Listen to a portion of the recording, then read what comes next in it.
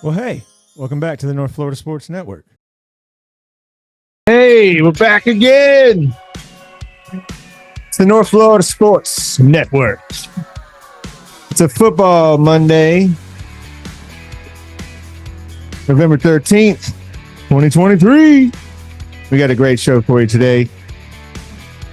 We're going to go over what would our top six be. Well, who would win the Heisman if it were to be given out this weekend? And we're going to recap all the games from this past weekend, including Miami and Florida State. We'll get Jimmy Reno here to give his opinion on the game from an FSU perspective, a bunch of recruiting nuggets to get to. And we got to talk about all the college football and a little bit of NFL too. If you haven't done so, you need to download and subscribe wherever you get your podcast. The podcast is available everywhere, Apple, Spotify. You can watch the show on YouTube, subscribe there. But we got a big show. We got a lot to get to. Jimmy Reno is with me. Yes, I am. All right, man. Back in town. Yeah, man. Got over the game. I know that game gets you nervous. Yeah, it was a real booty hole clincher, man. Just like Justin wanted, right? Yeah, he was excited about it. I don't know. I don't get that. I would rather win a blowout any day of the week. But yeah. But I mean, it was, I had a feeling we wouldn't cover, and the game would be a lot tougher and more aggravating than it needed to be. 27-20 is the final.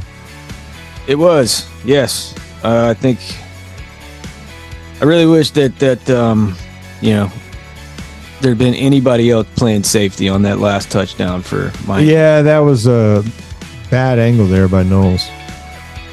Was it even an angle? He just went over there and got out of the way. Just running to the sidelines. And if anything, he didn't want to get in the way. Yeah. I was like, you should have just collided with everybody. Might as well.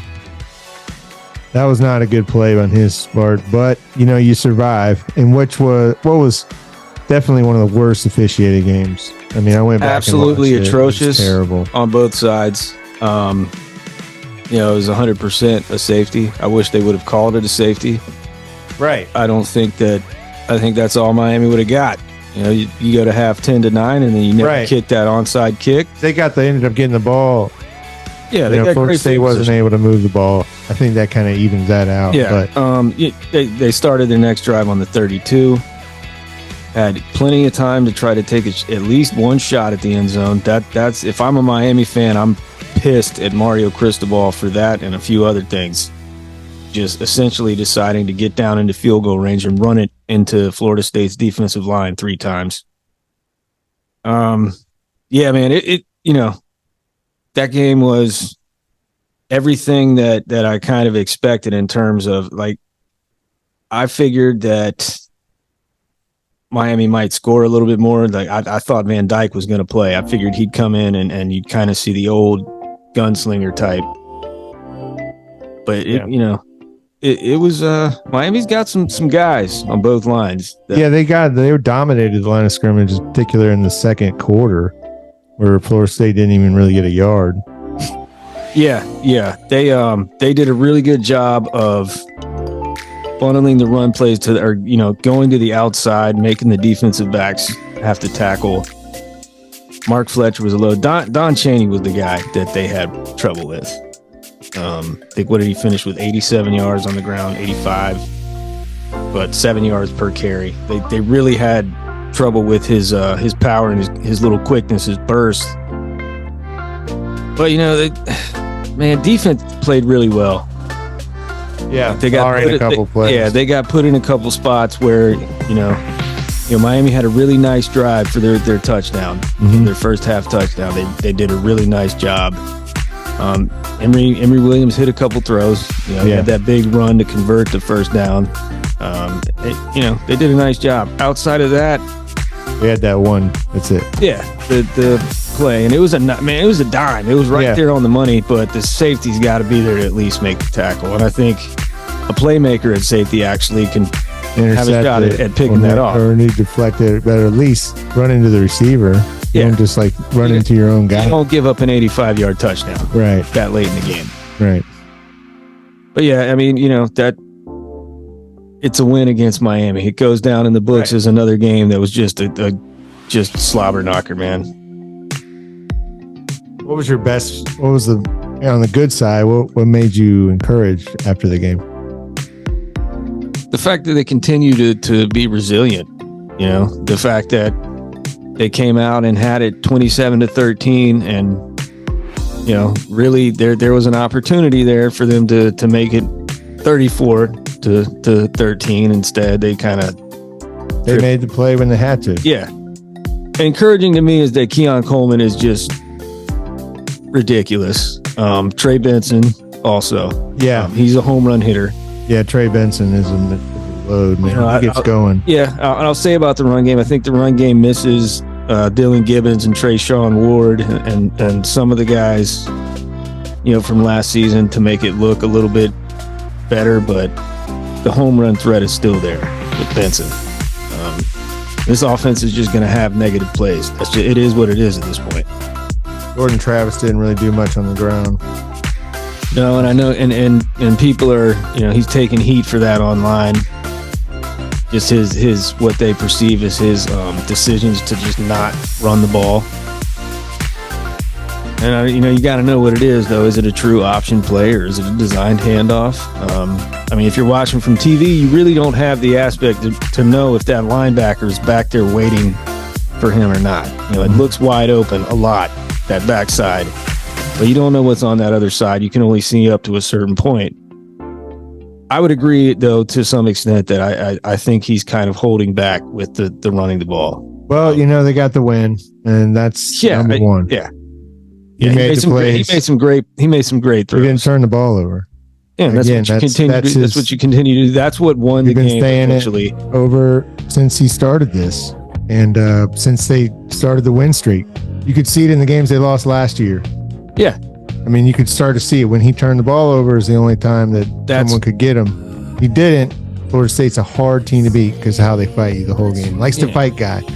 That's what this team is. And it kind of, this is a nice segue into my next thing I want to highlight here. What really impressed me was my player of the game, Alex Mastromano, the punter. Yeah. Dude, 5 out of his 7 punts inside the 20. Averaged 49 per punt. What's funny is Joyce, Miami's punter, also averaged 49 per punt with 7 punts. They combined for 686 yards of punts in this game. But yeah, and that's not turning the ball over. Yep. Allowing him to do that. You get it to, all right, it's 4th down, but our punter is booming the ball. He's continuing to flip the field in our favor. And that's essentially what won you the game, what allowed you to hold on to win the game. In the end, they had to drive a huge length of field to be able to get, to tie the game. They couldn't do it. Was there anything, was it concerning seeing the line of scrimmage dominated like it was in the second quarter? Yeah, the things that were concerning about the line of scrimmage was just the continued inability for Florida State to handle the blitzes coming. I think they were just a little too quick for a couple of the linemen. There were some sizable whiffs on the blitz pickup. Yeah. But, you combine that maybe after the holding call, where it's 1st and 20. Hindsight is always 20/20, but maybe you don't call a straight drop back, which then you get the sack. The safety that wasn't a safety, and it snowballs like that. But this game, man, both sides really tried to limit possessions in this game. I felt like early on, you kind of saw both teams doing the same thing. It looked like Florida State was very methodical in their pace. But they squandered a couple opportunities. The chance to go up 14-0, and you can't get in the end zone. Chance to go up 17-13, and you can't get in the end zone. That was frustrating. You credit to Miami. I'm gonna tip my cap to Derek Nicholson, former Knoll linebackers coach at Miami. Yeah. They were clearly that was the difference in their defense from this year to last year. Yeah. I know Ruben Bain is good. He's great. Leonard Taylor was playing a lot better, but the linebackers, the transfer, the Mauga guy, and Wesley Basanth, that's who got after Travis. That's who caused the havoc out of them, and the blitz that they couldn't pick up. So, I mean, it was a really good game, dude. Miami is with Lance Guidry, that defense is highly improved. Yeah, they've made some mistakes this year. They haven't lived up to the talent on that team. They have talent. No, and it's not about talent. They still have times. They still have some players there that do dumb stuff. That put them in bad situations. James Williams, to me, is he's really good, but he should have had at least 2 personal fouls in this game. Normally, he gets flagged for that kind of stuff. Right. Let's go there then. I mean, what the hell? I mean, twice in the game, I love what Sean McDonough at least called him out. I mean, he put requests in. 2 inexcusable calls. One for each team getting the short end of it. Well, those are ones where you're like the replay and the TV booth sitting there. Well, everybody's seeing this at home. Yeah, everybody's seeing it at home. And when Matt Austin is in, when they bring him in and he's just like, there is no, because he's always going to try to defend the official's perspective. Right, exactly. But he can't. And he doesn't even attempt to on either one of those calls. Like, come on, what are we doing? Yeah, then they asked for an explanation. They didn't give one. Yeah. I thought that was that's really amateur. telling. Amateur. It really is, man. It's Bush League. It really is. And to me, it indicates that the conference's focus is elsewhere. It's like they are, they're kind of batting down the hatches trying to figure out this expansion and everything else. And we're not going to hold the refs accountable to the same degree. Well, I mean, Just what do you ridiculous. buzz down there for in the first place? And what are you looking at? I mean, in terms of not calling that a safety, I thought those were. I mean, they missed other calls throughout the game as well. I mean, and they reviewed a couple other ones, but they're for some reason they just can't seem to find more than 2 or 3 camera angles. right. But yeah, it was awful both ways. Florida State moves to 10-0, man. 10-0. Right. No reason not to be 11-0. And no disrespect to North Alabama. It's 11-0. North Alabama up next, senior day. Hopefully see a lot of backups. Yeah, I would like to see, more than anything, I would like to see pretty much every offensive lineman we have on the roster get in the game and get some playing time. There it is, Rosenberger. Yeah. Warm up. You're going in. I want to see it, man. I want to see him get a couple of quarters of like legitimate action. Put him in more than just a couple of different situations. You want to get your guys some rest for the last battle of the regular season down the swamp. It's senior day. A kid like Jordan Travis, there's really no way you're going to keep him from dressing and going out there one more time, I think.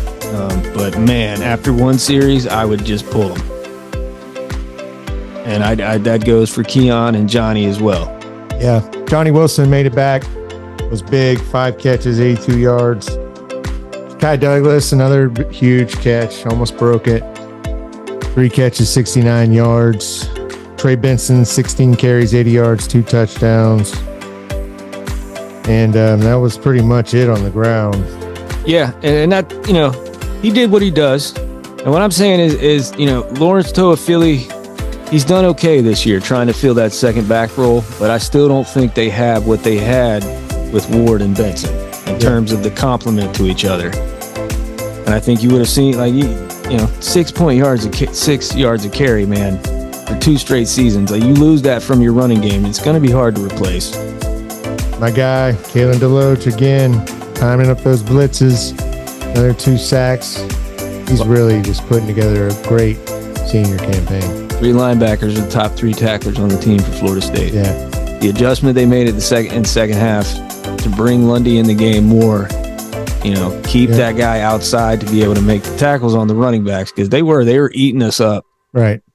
But they made the adjustment. And to their credit, they kept all that chunk runs like in between the 20s. Right. This is a red zone efficiency type of team. Yeah. And offensively, they haven't really been producing in the red zone lately, but the defense continues to come through. Yeah, I'd like to see him take some more shots to Johnny and Keon when they get in the red zone. I thought you saw Johnny was a little bit rusty. He had a couple drops. Yeah, but still. But and you had man coverage out there after Ja'Kai Douglas's long catch. it would have been nice to see it just one shot. But throw it close to out of bounds. I get it, man. It's risky, but still, whatever. Nitpicking. Yeah. Well, let's check out what else was going on around the country. Some big games, Georgia. Yeah, goodness gracious, they man. did what I expected, man. Exactly what Alabama did. They're my number one. Yeah, and listen, there's two good teams, two dominant teams in the SEC, and that's it. Nobody else in the SEC really plays a lot of defense. Yeah. With the risk of this coming back to bite me in the ass in 2 weeks, but it just Georgia's number one. I would put Michigan at number two. I mean, they went in. Big win for Michigan on the road. Yeah. And against a guy that doesn't, but we knew that was going to happen. I did. Yeah. No, you got bit by that. I did. I wanted to believe. I did that earlier against Ohio State. Yeah, but now there's not even a question. They just fired their offensive coordinator, Penn State. Wow. I guess he's going to fall on the sword this year. James Franklin is an offensive guy. He is the offensive coordinator. I know he's the head coach, but let's get serious. It's about as vanilla gets. Yeah, and it's the same recipe for Penn State every time they play those guys. The quarterback has horrible numbers. His accuracy is below 50%. They can't do anything. Maybe a garbage touchdown late to look a little more respectable, but they're just not good in terms of, they're Ole Miss of the Big Ten. They got a lot of parallels with Ole Miss. They'll beat up on the other programs. But when it comes to the two big dogs, they cannot compete. No, Ole Miss did not have a chance. And Georgia's offense was humming over 600 yards. Oh, yeah, they're finding their groove. Both Alabama and Georgia are both offensively. They're finding what they are good at and just exploiting it. Is a different team than they were. They figured out how to use their monster at quarterback, a little Tim Tebow-esque style. Yeah. You just got to run that horse. Yeah, whether Tommy Rees was inspired on his own or he took a little nudging from Nick Saban to just scrap all this multiple pro style offense trash. We're gonna give him one or two reads, and if it's not there, take off. Yep. And man, they've taken off since. Yeah, they look really, really dominant. I'll tell you what. Man went in to Orlando and got shut down by Gold Gus and the Golden Knights. Ooh, that's an unrealized idea of the week nomination right there, man. Realized idea. Unrealized. Sitting at the top of the rankings in the Big 12. You just won Bedlam. Yeah. All you got to do is go to hot, sleepy Orlando. Do what everybody else has done and beat the crap out of Gus. They got killed. Yeah. Gundy was on the golf course all week. The GAs were running practice. Unrealized idea. Unrealized. Nomination number one. Who else? I mean, we got to get to it, man. The story of the. We'll get. I mean, Florida. You can put them up there again, man. You can. Unrealized idea. Unrealized. It's getting rough. But man, I tell you what, Jaden Daniels, I think. He's moved to the top of the Heisman list. Nobody's better. You're looking at just the single best player in college football. Yeah, that's hands down. It's 600 total yards by one guy. I mean, no one's ever done in the vaunted SEC conference. The premier college football conference. Yeah. This is going to be a season like Tebow. You got a season like Lamar Jackson. The record's not too great, but I mean, everything they are is because of him. And that his ability, and it's just impressive to see. Maybe you could see the winner of the Washington-Oregon battle, the quarterback there to challenge. But if it was me, the best player, most dominant player has been Jaden. He finishes the season. If they don't lose again and he continues to put up video game stats, I think he's at least got to be. I would have him the favorite. Yeah. If it were to end today, I would give him the award. And my top four would be, I would have Georgia at number 1, Michigan at 2, FSU at 3, Ohio State at 4. I would have Washington at 5 and Alabama at 6. Yeah, and I know Texas beat Alabama. I know that, but just ask me if you asked me today. That's who I'm taking. Yeah, I mean they're Yeah. You watch both teams play now, Right. and you're kind of in amazement that team beat Alabama. Yeah. We'll see if Ewers gets healthy and comes back, and but Alabama definitely looks a lot stronger offensively than they did when they played Texas. Yeah. That defense has always been filthy. It really has. Okay. So what else was big this weekend? I mean, we got to talk about it, man. Oh, is there something else? Oh, an unrealized? Well, It finally happened, man. Jimbo! He's out. Unrealized idea. Unrealized. They fired Jimbo. You know what? I'm going to nominate Texas A&M's athletic department. I agree. And not Jimbo Fisher. Texas A&M athletic department. Unrealized. Scott Woodward, Ross Bjork. Unrealized. Right. They just rewarded him for a championship he had won at Florida State a few years prior. They didn't do their due diligence, let's say. They didn't, and it was because Scott Woodward was friends with Jimbo. He knew Jimbo from LSU. He knew the old Jimbo. Before all the nastiness in Jimbo's personal life was made public news in Tallahassee. Yeah. Before all of that, before the public spat with the head of the boosters and what have you. That's who he knew. The guy before that. The guy that won a title for Florida State, as the head coach. Well, that's not who he hired at Texas A&M, though. No. Mm-mm. No. Unrealized idea. Unrealized. I think they win. That has to go to Texas A&M this week. Yeah, it's without question. I mean, they just backed up the truck. And they're like, here you go. Right. You just used a country's national debt in some parts of the world to buy out a coach. And it's honestly, it's because of the unreal expectations that they put on him in the first place. Well, yeah, giving him a plaque, winning in the national championship. Come on. Yeah. Unrealized idea. Unrealized. It was stupid to think you're going to go to a program that may have more money. That's what it was. It was a cash grab. It almost looks like a cash grab. And I think Texas A&M's the loser here. Yeah, they're the ones that ultimately they look the most. Florida State got the best years of Jimbo. It looks like it, the first, he got a championship out of Jimbo, that you can't ever take that away. That was probably one of the best teams FSU's ever had, arguably the best. Right. And that was years of hard work though at FSU by Jimbo. It started when he was an offensive coordinator. Right. And he continued. Yeah. And but it was driven, motivated. I have to achieve this. The goal is in front of me. And after that, it really became more about, it wasn't about the process. Yeah, it wasn't as much about the process anymore as about, all right, where's my reward? Why am I having to ask for it? Why am I being told wait or no? And he didn't. Yeah. And then everything else played out the way it did. Right. And, you can win at Florida State if you have the right guy. Yeah. They messed up hiring.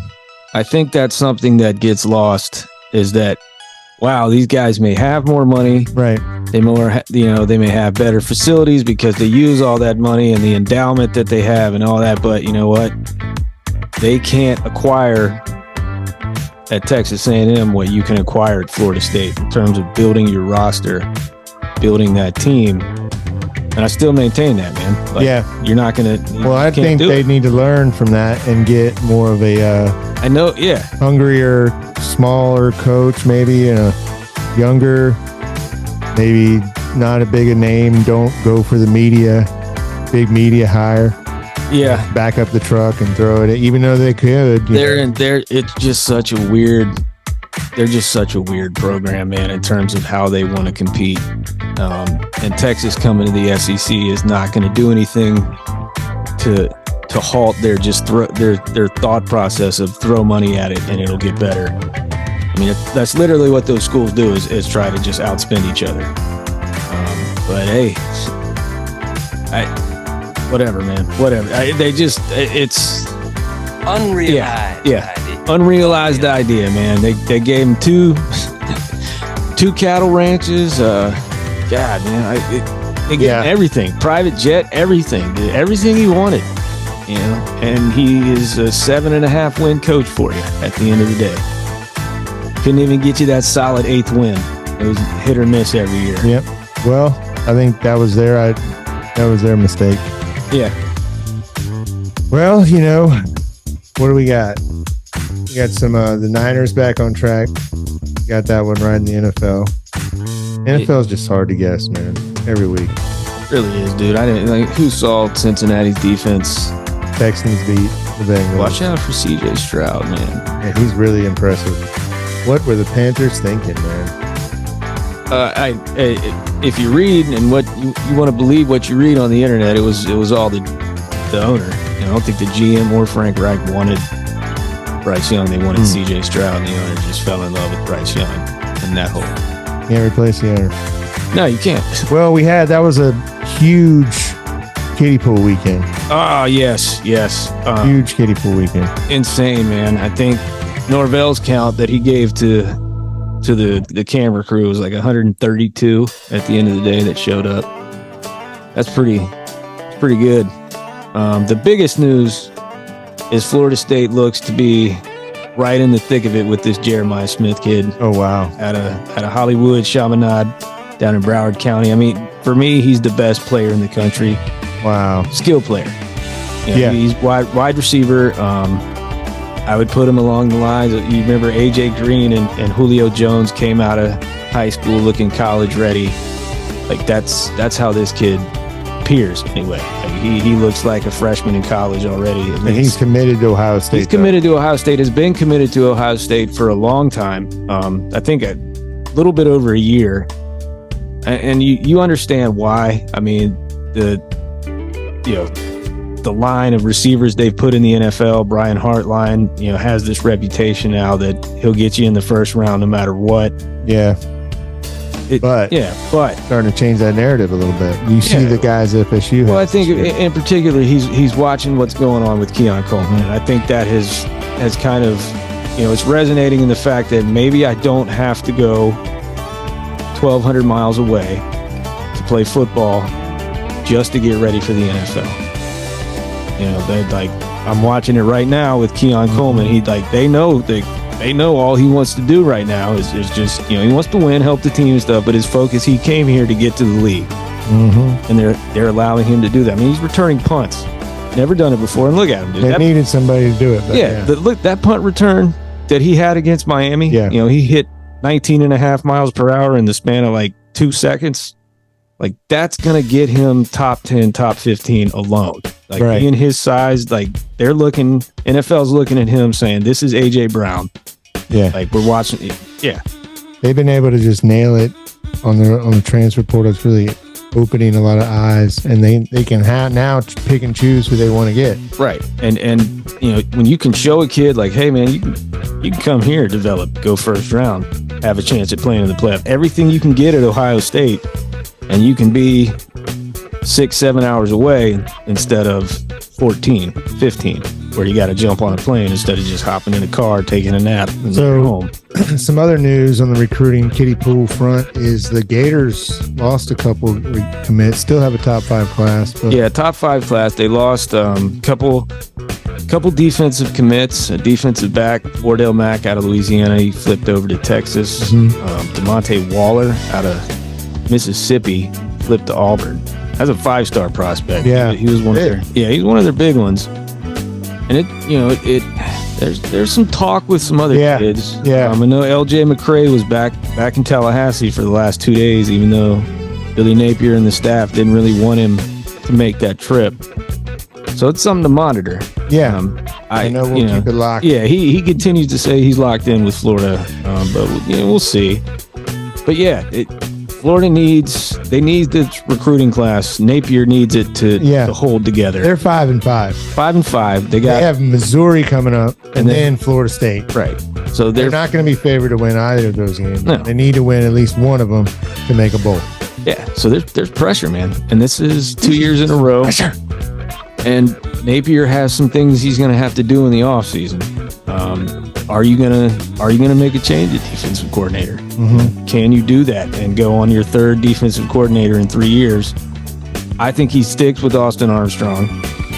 I think he's going to have to hire an offensive coordinator. I don't think that's going to be negotiable for him. It's who are some names? Let's do some hot speculation real quick. Yeah, let's get into it. Who are some names? Hot speculation, hot speculation, hot speculation, grain of salt, hot speculation. What are some names like for this Texas A&M job? I mean, could they go after Dion? I mean, well, he's already come out and said he has no interest in the job. Before anybody even offered him, he just assumes like, well, they're obviously going to come offer me a job. I don't want it. Okay. I don't think they would go that route unless like Elko, right? Yeah, for me, that's got to be their top choice. And he's already got the familiarity. Yeah, well, a big thing and a deciding factor, at least one of them apparently was that the board of trustees or board of regents, as they call it over there, decided like, hey man, like if we give this guy another year, Jimbo, he's gonna waste that recruiting class that we bought 2 years ago. Yeah. A $30 million class that caused all that kerfuffle out there in the top media. Yeah. Rated class of all time. Yeah, like they feel like, they're looking at it like we've got nothing out of it and we don't think he's going to get anything out of it. So Elko helped recruit a lot of those defensive players before he took off. I think it would make a lot of sense for them to just go to Elko. I think he could bring his staff from Duke right now and win as many games as Jimbo did, at least this year. I think he'll probably bring some bring his quarterback. Yeah. Well, he's got better quarterbacks at Texas A&M. If they bring him in, if he can convince most of that roster to stay put, they have the pieces to be really good. Yeah. It's just, you watch him and it looks like Florida State did at the end of Jimbo's tenure when the guys were just going through the motions. Mm-hmm. Like we're somewhat bought in, but we got to sign promise notes every year. Stuff like that. So I think Elko is a name. A couple other ones out there. There are some other ones. I tell you what, don't be saying Mike Norvell. No, his name's going to come up just because of the job he's done. Fine. And his agent is Jimmy Sexton. That's not, let's get serious here. Any big time job that's coming up from now and Mississippi State. He represents every coach. Yeah, don't be surprised if you see Mississippi State and his name mentioned with that. Arkansas, they're likely to fire Sam Pittman. His name will be floated out for that one. His agent is Jimmy Sexton. He's had to get a new contract. Yeah, right now he's killing it at Florida State. Don't be. FSU pays him $10 million, whatever, dude. But you see how it happens. You set yourself up with success. Like you got to continue to deliver, or you're gonna get shit canned. That's just how it goes. Because they keep raising that dollar. Are they ever gonna stop? I think you have this NIL. You're paying the players now. Like when are we gonna put a cap on how much we're paying these daggum coaches? Yeah. There's no reason that Jimbo should be getting this much of that money. He did not do his job. But he's worth it because he got it. So. Yeah, his is an all-timer. Yeah, and I think that's just going to be the first of the next one. You may see schools start to protect themselves a little better on the buyout, but yeah, well, I don't think Florida State. Let's just play a little hypothetical on the way out. Like if he were to go and leave for another job, Florida State is in a much better position now than they were when Jimbo took off. Well, yeah. Well, you know what else we got tonight? We got FSU hoops tonight. 2-0, DLT double C. Let's get it done. 2-0, baby. Looks like a new team, man. Bunch of junkyard dogs, maybe? That's what they're going to have to do. They're going to have to play a lot of guys. Yeah. That looks like it. I didn't even see Gaming play yet. No, I think I might go check him out. He was in the exhibition game, their last one. You never know, man. They're bringing him back. Well, they need to play a lot of guys. That's what Hamilton, that's when he's at his best. Play some defense, Unselfish ball. Give it to the hot guy. You got a guy in Bala Miller. that can get a shot off pretty much against anybody.